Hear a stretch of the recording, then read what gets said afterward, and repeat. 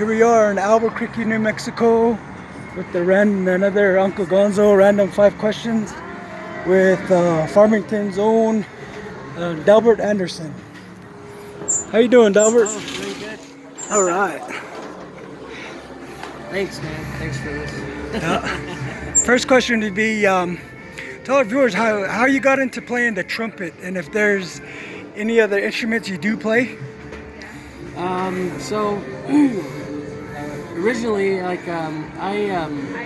grew up in church. So the first thing that I started learning was how to sing. I started singing at a really young age, and then after a while, I had an uncle who was playing drums at the time. So I started sort of following his path, and after singing, I kind of went into drum phase and started playing drums, and after that, I finally got into the school, and I think it's in like 4th grade. We had a trombone player come in, and it was a jazz combo, and so he began to play. But I noticed something really cool. He didn't have any music in front of him, so he was playing and playing, and he was telling all the kids, look at me, I'm using no music. So I thought that was the coolest thing ever, and so I wanted to play trombone, but the next day when I tried out some of the instruments, I couldn't make a sound on trombone, so they told me maybe you should try trumpet. So I went there and made a sound, and the first thing I started to do was just try to imitate different players, even though I couldn't make a sound, but that simply, the trombone player saying, "Look at me, I'm using no music," that kind of changed the whole thing for me, and that's when I really wanted to play an instrument. And because I always thought that to play music you had to see it first, or you had to hear it.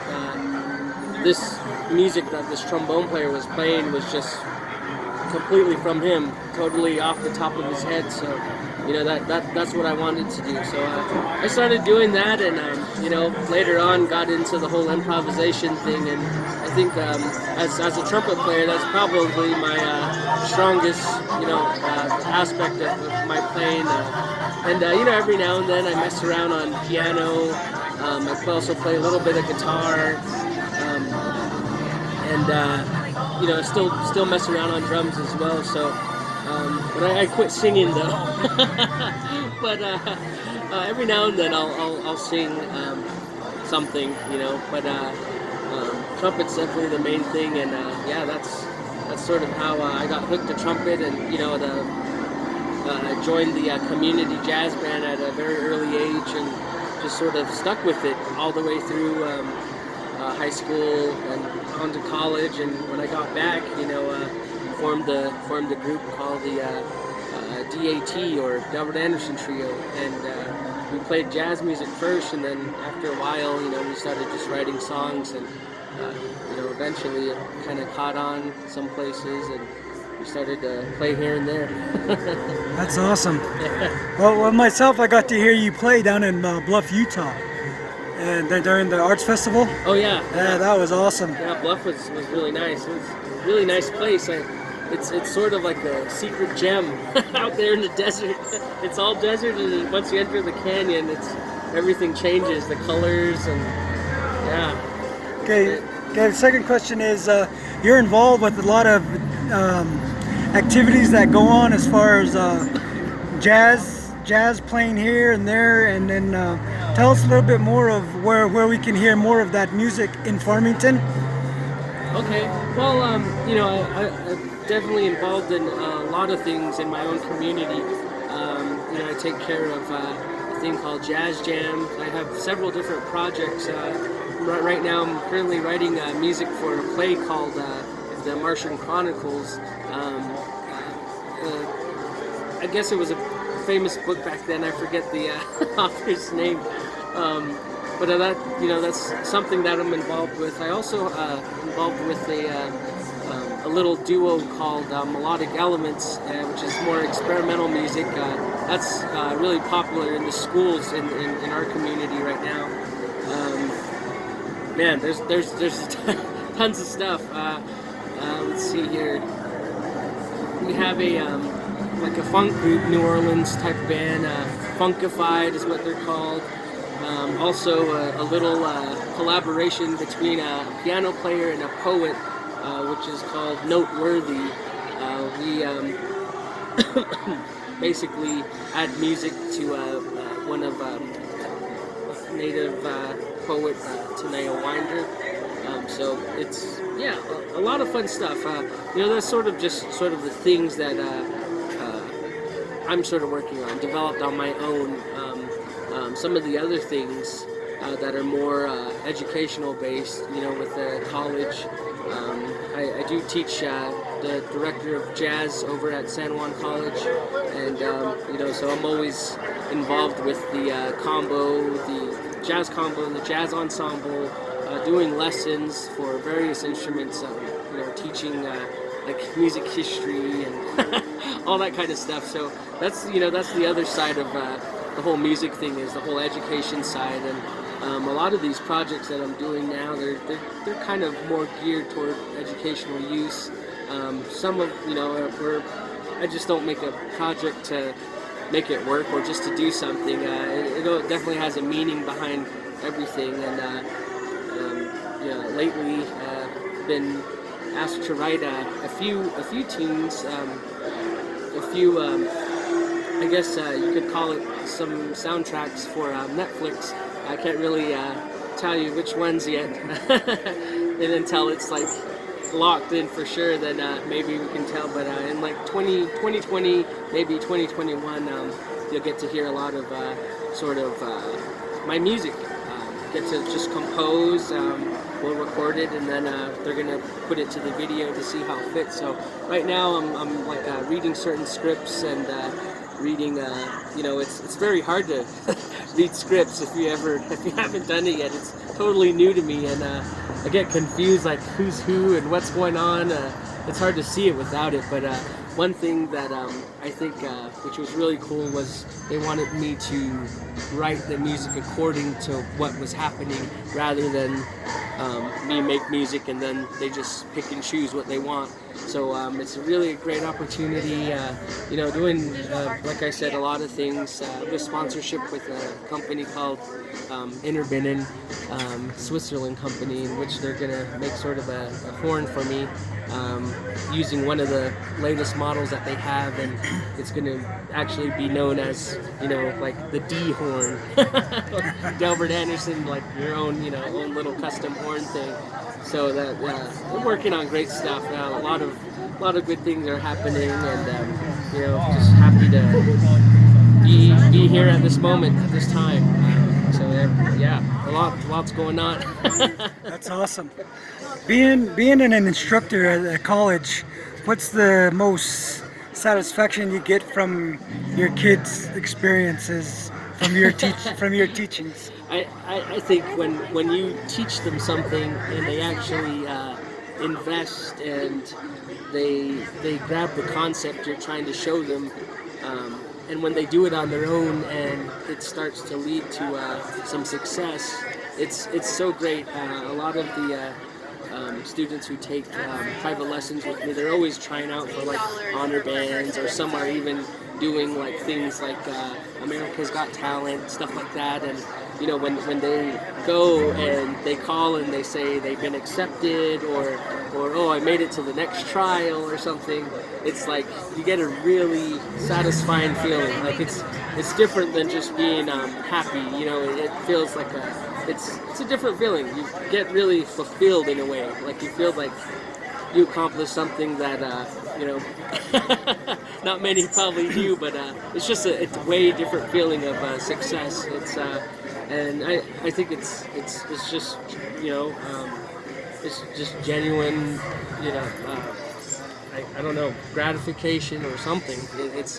But it is one of the most out of this world type feeling. Just seeing this little kid grow up and playing trumpet and getting his own band and going out and doing stuff, and looking at them while they're playing, and you're like, wow, like I can't believe I contributed to what he's doing now. And their students are always checking in and like, this happened, and I've been lucky though. I've been getting a lot of dedicated students, students who really want to work and do something, get better. So I was just man, it's great to see when like anything, if something works that you planned out, you feel really good feeling about the accomplishment. And it's what I'm saying is with students and with actual people, when you invest some time into them and they grow up and do greater things, better things, and even do things that you probably never be able to do yourself, it's like, wow, I can't believe that happened. So that's it for me. Just those little moments alone are really keep me satisfied. That's awesome. Okay, the fourth question would be, when you started getting into the trombone, who were your influences as trombone players? Well, I wanted to play trombone, but it was only because the instructor was playing it at that time, and I didn't really get into trombone. Like I said, they told me I had to play trumpet instead. But after, I wasn't really going out of my way to study anyone. I was sort of just trying to learn how to play this thing on my own. And when I finally got to, I'd say like the senior to college is when I actually started having to research this trumpet thing, and I saw a lot of incredible people, and had lessons with many talented jazz greats. Some of my first inspiring artists that I've seen were like not seen but studied were like Lee Morgan, Clifford Brown, Roy Eldridge. The sort of the birth the birth of it. There's a long list. It'll take a long time to get them all out, but really like around like Lee Morgan was probably one that I still love. I'm still studying today. There's all kinds of guys out there, but sort of some guys that I was able to study with were like Brad Good, Brett Gisbert, Al Hood. I got to be in clinician with John Faddis for a whole week, which was really cool. Guys like Bobby Shue, Doug Lawrence, and those. Doug Lawrence is a sax player, but all kinds of jazz greats that have been around, been doing a lot of that. Just trying to get better, trying to meet new people. Definitely from the earlier starts of jazz is where a lot of the influence comes from. This everyone always thinks of like native. They always tie in native jazz or something like that. What I've been doing, the reason why the music is sort of somewhat called native jazz or whatnot is. I found these recordings in the Aztec library, and there was these recordings from like 1920s, and it had different Navajo spinning songs on it. And so what I was doing was collecting like the parts that I could really understand, or I could kind of it was I just liked the tune of it.